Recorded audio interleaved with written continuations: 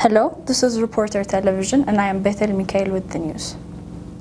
Ethiopian government has vowed to pursue South Sudanese gunmen from the Murli tribe who massacred 208 civilians on Friday in the Gambela regional state. According to reports, 108 children were also abducted during the raids across villages on April 16th.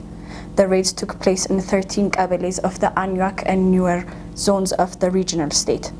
Gambela regions host hundreds and thousands of Sudanese people who fled the conflict in their country. Consequently, reports reveal that the Ethiopian National Defense Force pursued the perpetrators across the border in an effort to rescue the kidnapped children and so far killed at least 60 of the attackers.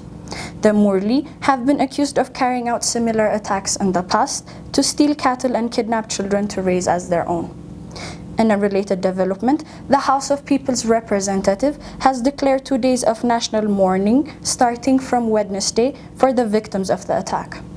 Ethiopian flags in the capital Addis Ababa, regional states, Ethiopian embassies and all Ethiopian-owned ships will be flown half-mast as a sign of respect for the victims.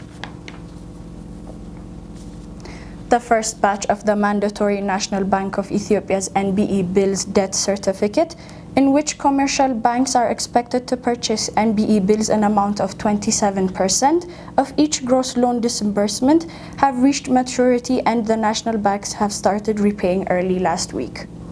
The directive is one of the most controversial in Ethiopia's banking industry to date.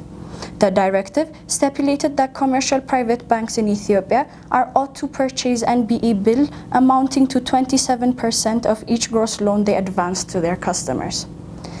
The NBE bill certificates bear an interest rate of 3% and are due for 5 years.